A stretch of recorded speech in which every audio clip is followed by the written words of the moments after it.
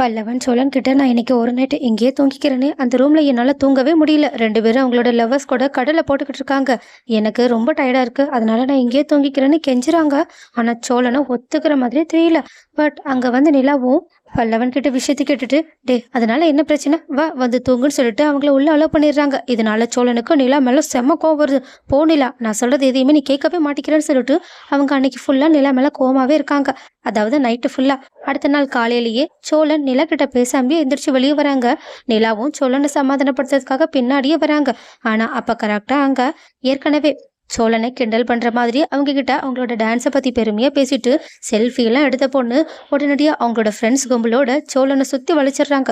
அது மட்டும் இல்லாம சோழனை டைரக்டாவே இப்ப கிண்டல் பண்ண ஆரம்பிக்கிறாங்க. டான்ஸ்லாம் அவ்வளவு பிரமாதமா இருந்துச்சு, எங்க அந்த இடுப்பு ஸ்டெப்பை ஒரு தடவை போட்டு காட்டுங்களேன்னு சொல்ல சொல்லணும். கொஞ்சம் திக்கி திணறி நிறைய பொண்ணுங்க இருக்கனால எதுவுமே பேசாம அமைதியா நின்றுக்கிட்டு இருக்காங்க.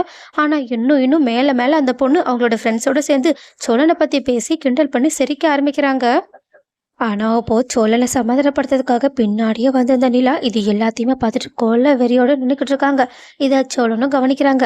நிலா தமிழை எந்த அளவுக்கு பாசம் வச்சிருக்காங்கன்னு இப்ப நமக்கு நல்ல ஆதாரத்தோட புரிஞ்சிரும். பரவாயில்ல பரவாயில்ல, கலைங்க கலைங்க, எனக்கு கஷ்டமாவே இல்லைன்னு சொல்லிட்டு சோழன் அவங்க பாட்டுக்கு சோகமா முகத்தை வச்சு எல்லாத்தையுமே கேட்டுக்கிட்டு இருக்கா. அந்த பொண்ணு வரம்பு மீறி சோழனோட காலு கை டான்ஸ் அப்படி இப்படின்னு கிண்டல் பண்ண உடனடியாக அங்க கோவத்தோட வந்த நிலாவும் செம்ம கோவத்தோட அந்த பொண்ணோட கணத்துல பல்லான்னு ஒரு அறிய விட்டுறாங்க. இதை பார்த்துட்டு சோழனுக்கு செம்ம ஷாக். இருந்தாலும் அவங்க மனசுக்குள்ள அவ்வளோ சந்தோஷமா இருக்கு.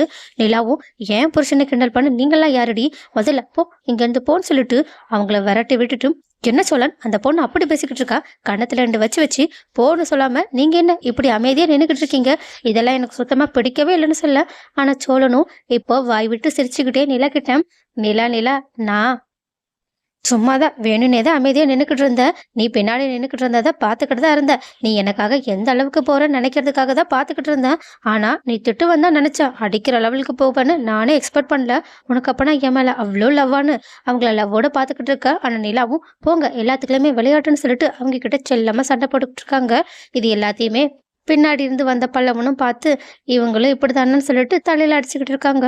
அப்ப கரெக்டா சேரனும் பாண்டியும் அங்க வந்து பல்லவன் கிட்ட, டே என்னடா நைட்ல எங்க போனேன்னு கேட்க, அதுக்கு அவங்களும் ஏன் இப்பதான் உங்களுக்கு என்னை பத்தின ஞாபகமே வந்துச்சா என்ன, நைட்டு ஃபுல்லா உங்களோட லவ்வர்ஸ் கிட்ட பேசி பேசி என்னையே மறந்துட்டீங்க தானே, அதனாலதான் நான் இப்படி இங்க போய் தூங்க போனேன்னு சொல்ல பாண்டிக்கும் சேரனுக்கும் செம்ம ஷாக். இருந்தாலும் இதை பத்தி அப்புறமா பேசிக்கலான்னு விட்டுறாங்க. அப்ப கரெக்டா சேரனுக்கு ஒரு கால் வர அதை பேசுறதுக்காக தனியா போயிட்டு வந்த சேரனுமே ரொம்பவே சுகத்தோட நின்றுக்கிட்டு இருக்காங்க. இதை பார்த்துட்டு பல்லவனும் பாண்டியும் என்னாச்சு ஏதாவது பிரச்சனையான்னு கேட்க, சேரனும் இந்த மாதிரி கார்த்திகோட அம்மா தாண்டா கால் பண்ணாங்க, பேசாம நம்ம ஊருக்கு கிளம்பி போயிடலாமா, அங்கே ஏதோ கார்த்திகாவுக்கு ரொம்ப பெரிய பிரச்சனைன்னு நினைக்கிறேன், அத்தையே கால் பண்ணி கூப்பிடுறாங்கடா, போயிட்டு வந்துடலான்னு கூப்பிட. ஆனா பாண்டியும், அண்ணா இங்க பாருண்ணே, இதுக்கப்புறமா அது அவங்களோட குடும்ப விஷயம், அதுல நம்மளால தலையிறதுக்கு ஒண்ணுமே இல்லைண்ணே, அது மட்டும் இல்லாம இப்போ நம்ம இவங்களோட ட்ரிப்புக்காக வந்திருக்கோம், ஒருவேளை இப்பவே கிளம்பி போறேன்னு சொன்னா நிலாவும் நாங்களும் கூட வரேன்னு சொல்லிடுவாங்க.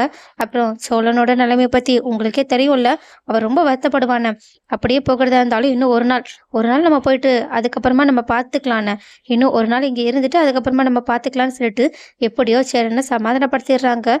பல்லவனும் ஆமாண்ணா மறுபடியுமே இங்கே நம்ம வருவோமான்னு தெரியல, இருக்கிற வரைக்கும் இங்கே சந்தோஷமா இருந்துட்டு போவானே, அந்த பிரச்சனை எங்கே போகுது அங்கேயே தானே இருக்க போகுது, நம்ம அப்புறமா பார்த்துக்கலாம்னு சொல்லிடுறாங்க. அப்போ கரெக்டாக சந்தா அவங்களுக்கு கால் பண்ண பாண்டியும் பல்லவனும் இந்த பிரச்சனையை பற்றி சந்தா அன்னிக்கிட்ட எதுவுமே சொல்லாதுன்னு சொல்லி தான் அனுப்புகிறாங்க. ஆனால் இந்த சேரன் என்ன கேட்குறாளா, மறுபடியுமே அவங்களோட மனசுக்குள்ள இருக்க சோகம் எல்லாத்தையுமே சந்தா கிட்ட கொட்டி தீக்க இந்த தடவை சந்தாவும் அமைதியாக இருக்காம கோவத்துல சேரனை திட்டி விட்டுறாங்க. அதுவும் உங்களுக்கு நாள வர அந்த பொண்ணுல வர, அந்த பொண்ணோட வாழ்க்கை எப்படி போனா உங்களுக்கு என்ன, நீங்க இதுக்காக தேவையில்லாம அந்த பொண்ணை பத்தி கவலைப்பட்டுக்கிட்டு இருக்கீங்க, நான் இங்க எவ்வளவு கஷ்டப்பட்டுட்டு இருக்கேன், என்னை பத்தி நீங்க கவலைப்பட்டீங்களா, போங்க, இது எனக்கு சுத்தமா பிடிக்கவே இல்லைன்னு போனை கட் பண்ணிடுறாங்க. இதை கேட்டுட்டு சேரனுக்கும் செம்ம ஷாக். ஏன்னா ஃபர்ஸ்ட் டைம் சந்தா அவங்க கிட்ட இப்படி சண்டை போடுறாங்க. அதனால அவங்களுக்கு என்ன பண்றதுனே தெரியாம உடனடியா இந்த விஷயத்த வந்து பல்லவன் அங்கிருந்து போக சொல்லிட்டு பாண்டி கிட்ட சொல்றாங்க. பட் பல்லவனும் ஒட்டு கேட்டுட்டு தான் இருக்காங்க.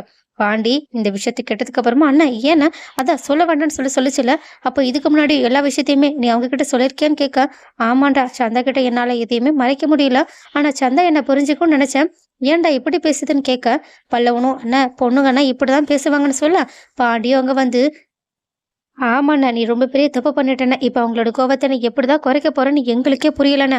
அதுவும் இந்த அளவுக்குலாம் உன்கிட்ட பேசிட்டு ஃபோன கட் பண்ணியிருக்காங்கன்னா, கண்டிப்பா அவங்க உன் மேல செம்ம கோவத்துல இருக்காங்க போலயேன்னு சொல்லிட்டு, பல்லவனும் பாண்டியும் மாறி மாறி சேரன பயன்படுத்த, அதே மாதிரி தான் சந்தா செம்ம கோவத்தோட உட்காந்துருக்காங்க. ஸோ காய்ஸ், சந்தாவோட கோபம் நியாயமானதா? அப்படி இல்லன்னா வில்லந்தியா தங்கிட்ட பேசுற சேரனையே இப்படி சந்தேகப்படுறது ரொம்ப பெரிய தப்புன்னு நீங்க நினைக்கிறீங்களா? எல்லாத்துக்கும் மேல இப்ப கார்த்திகாவுக்கு அப்படி என்ன மிகப்பெரிய பிரச்சனை ஆரம்பிச்சிருக்கும்? ஏன் அவங்க அத்தையே சேரன அங்க கூப்பிடுற அளவுக்கு அவ்ளோ பெரிய பிரச்சனை நடக்குதா என்ன? ஒருவேளை இவங்க லேட்டா போனா அங்க விபரீதம் ஏதாவது நடக்க வாய்ப்பு இருக்கா? நீங்க என்ன நினைக்கிறீங்கன்றத கமெண்ட்ல சொல்லுங்க.